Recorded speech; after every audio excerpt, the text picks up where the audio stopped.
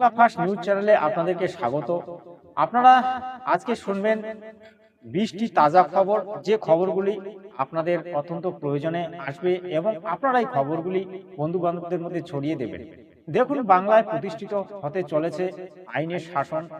কারণ এই সরকারের যে বিশেষ দৃষ্টিভঙ্গি ছিল সেটা হচ্ছে আইনের শাসন প্রতিষ্ঠা করা। কিন্তু প্রাক্তন যে মন্ত্রী ছিলেন মমতা ব্যানার্জি, তিনি ছিলেন দুর্বল মন্ত্রী। তিনি আইনের শাসনকে প্রতিষ্ঠিত করতে পারেননি।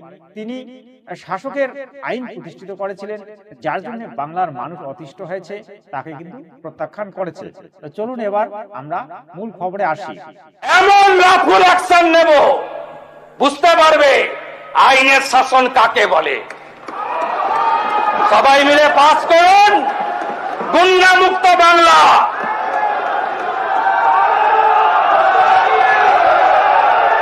গুন্ডা মুক্ত বাংলা,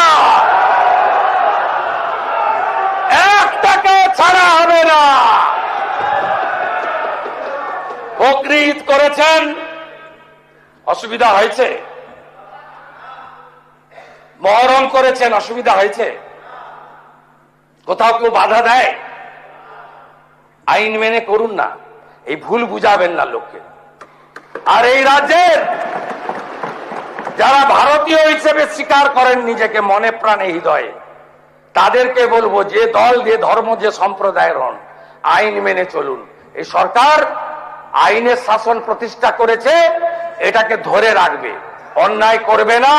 এই আইন কারোর ক্ষেত্রেই রাজনৈতিক প্রতিহিংসার ইনস্ট্রুমেন্ট হিসেবে ব্যবহার হবে না। On the floor of the August house আমি এটা কমিট করে সবার সমর্থনে ঐতিহাসিক বিল অনুমোদিত হবে এবং কার্যকর হবে, এই আবেদন রেখে আমার কথা শেষ করলাম। আজ অন্নপূর্ণা যোজনার টাকা বিতরণ করা চালু হলো। প্রত্যেকটি মহিলা পাবে 3000 টাকা করে। অপরদিকে অপূর্বা পোদ্দারের বিরুদ্ধে থানায় এফআইআর হয়েছে, কারণ তিনি পুলিশের সঙ্গে ধস্তাধস্তি করেছে। বাংলায় আর দুর্বল মন্ত্রী নেই, সেটা কিন্তু শুভেন্দু অধিকারী সংসদে দাঁড়িয়ে বলেছেন। বাংলা রেল স্টেশনগুলিতে যে কাঁচা বস্তিগুলো তৈরি হয়েছে, সে বস্তিগুলি কিন্তু এখন আর থাকবে না, কারণ রেল ডিপার্টমেন্ট সেটাকে গুড়িয়ে ভেঙে দেবে। হুমায়ুন কবিরের দলের 3 নেতা গ্রেপ্তার হয়েছে।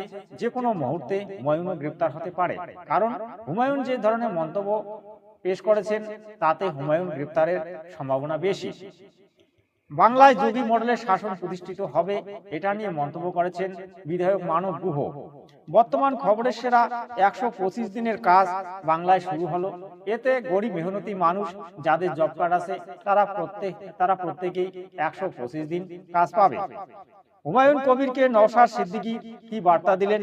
নওশাদ সিদ্দিকী বলেছেন যে একটা মাথা গরম করে কথা বললে অধিকার পাওয়া যায় না। হুমায়ুনকে ভাষা সংযত করতে হবে এবং বাক্যগুলিকে তাকে সংযত করে সবাই ভাষণ দিতে হবে। উত্তরবঙ্গ নিয়ে মুখ্যমন্ত্রী বাজেট তৈরি করেছেন, সেই বাজেটে মোটামুটি উত্তরবঙ্গবাসী খুশি, তবে তারা আরো অনেক কিছু মুখ্যমন্ত্রীর কাছে পেতে চায়। বাংলায় ইউসিসি লাগু হবে বা ইউসিসি লাগু হয়েছে, এতে মুসলমান মহিলারা সন্তুষ্ট হবে, কারণ বহু বিবাহ প্রথা এবং তালাক এই প্রথাগুলি বন্ধ হবে। রাজবংশী ভাষা স্বীকৃতি পেয়েছে এবং রাজবংশী ভাষার জন্য সরকার কিন্তু একটা টাকারও বরাদ্দ করেছে। বিচার দেব, সম্পত্তি বাজেয়াপ্ত করে ক্ষতিপূরণ আদায় করব এবং যা যা করার দরকার করব। এই আইনে, আগের আইনে অনেক ফাঁক ফোকর ছিল, বর্তমান আইনে ফাঁক ফোকর রাখা হলো না এবং এই আইন কেবলমাত্র গুন্ডাদের ক্ষেত্রে প্রযোজ্য। গুন্ডামি বন্ধ করে যারা রাজনীতি, সমাজ, ধর্ম, কর্ম করুন, আপনাদের বিরুদ্ধে প্রয়োগ হবে না। আর সবচেয়ে আতঙ্কের জায়গাটা আপনাদের হয়েছে কোথায় জানেন? প্রিভেন্টিং অ্যারেস্ট, তাই তো? 1 বছর পর্যন্ত, তাই তো? সন্দেশখালি আর না, তাই তো? প্রতি ভোটে ভাঙড়ে এত মরে কেন?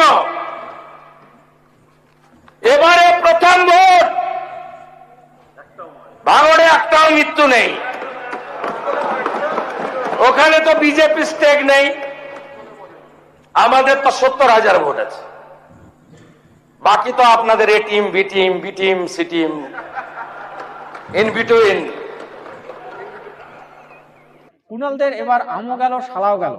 এবার তৃণমূলে কিন্তু আর কোনো শাসন ব্যবস্থা নেই, বা তৃণমূল যে জায়গায় জায়গায় হেরে যাচ্ছে তার কিন্তু প্রত্যেক মুহূর্তে সংবাদ পাওয়া যাচ্ছে। মমতা ব্যানার্জি বর্তমানে কোনো মিডিয়া চ্যানেলে আসবেন না, তিনি কিন্তু বলে দিয়েছিলেন, কারণ তার আমলে যে দুর্নীতিগুলি হয়েছে মিডিয়ারা তাকে নানান ধরনের প্রশ্ন করবে, তার কারণে কিন্তু মমতা ব্যানার্জি আর মিডিয়ায় আসবেন না। বর্তমানে তৃণমূল দুটি ভাগে বিভক্ত হয়েছে, তার মধ্যে একটা হচ্ছে রীতিমত তৃণমূল, একটা হচ্ছে কালীঘাট তৃণমূল। ফিতা নিয়ে মাপামাপি চলবে না, 21শে জুলাই অনুষ্ঠান নাকি অন্য কিছু, এটা নিয়ে মন্তব্য করেছেন আমাদের প্রিয় মুখ্যমন্ত্রী শুভেন্দু অধিকারীজি। বাংলায় আইনের শাসন হবে, দলের নেতা মন্ত্রী ও বিধায়ক থেকে শুরু করে সাধারণ মানুষের জন্য একটাই আইন চলবে। সব থেকে বড় নীতি গুন্ডা দমন নীতি। এই নীতি বর্তমান সরকারের আমলে একটা ইতিহাস তৈরি করেছে। তো আপনারা শুনলেন এতক্ষণ ধরে অনেকগুলি মূল খবর। আর একটা বিশেষ খবর আমি দিতে চলেছি, যে খবরটা আপনাদের জন্য খুবই ইম্পর্টেন্ট হবে। পশ্চিমবঙ্গে আরো নতুন 5টি জেলা তৈরি হয়েছে, কিন্তু উত্তরবঙ্গ দীর্ঘদিন থেকে যে আন্দোলন করছে উত্তরবঙ্গ রাজ্যের জন্য, সেটা কতদূর হলো সেটা নিয়ে কিন্তু উত্তরবঙ্গবাসী জানতে চায়। তবে সময় সময় বিভিন্ন কারণে বিভিন্ন সময়ে আন্দোলনগুলিকে চাপা দেওয়া হয়েছে, কিন্তু উত্তরবঙ্গবাসী মনে প্রাণে চাইতেছে উত্তরবঙ্গ একটা রাজ্য হোক। কারণ কলকাতায় যে ধরনের দুর্নীতি হয়, সেই দুর্নীতির সঙ্গে আমাদের উত্তরবঙ্গের সাধারণ মানুষ আর থাকতে চায় না, তারা অতিষ্ঠ হয়ে উঠেছে। ওয়াকফ অ্যামেন্ডমেন্ট বিল মোথাবাড়ি জ্বালিয়ে দিলেন, ভেঙে দিলেন, লুট করলেন, লাইন দিয়ে 81টা দোকান। আমি হাইকোর্টে গিয়ে লড়াই করে 12 দিন পরে ঢুকলাম। এটা সরকার, আগের সরকার এটা ছিল। 3টে হিন্দুর দোকান লুট করলেন, পাশে 2টো মুসলমান দোকান ছাড়লেন, আবার পরপর 5টা হিন্দুর দোকান করলেন। এটা রাজনীতি। শক্ত হাতে ধরতেন, আধা সেনা চাইতেন, ক্ষতিপূরণ দিতেন,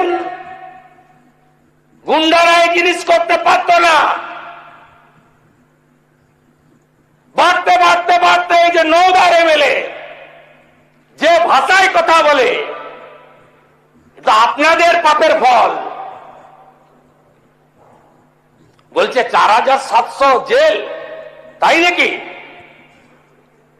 আপনাকে কেমন সবক শিখাতে হয় এই সরকারের মুখ্যমন্ত্রী শেখাবে। এবার 20 নম্বরে আসি। পশ্চিমবঙ্গে 200টি অ্যাম্বুলেন্স চালু হলো, যে অ্যাম্বুলেন্সগুলি দিয়ে গর্ভবতী মহিলাদেরকে সুবিধা প্রদান করা হবে। পশ্চিমবঙ্গে আরো অনেক কিছু ঘটতে চলেছে, যে ঘটনাগুলি আপনারা পাবেন এবং দেখবেন। আমি যে নিউজগুলি দিচ্ছি, এই নিউজগুলি ভেরি ইম্পর্টেন্ট। তো আপনারা আমার চ্যানেলটিকে ফলো করবেন। আপনাকে অনেক ধন্যবাদ জানিয়ে আজকে এতটুকুই। দেখা হবে আগামী ভিডিওতে। ততক্ষণে বলবো জয় হিন্দ, বন্দে মাতরম।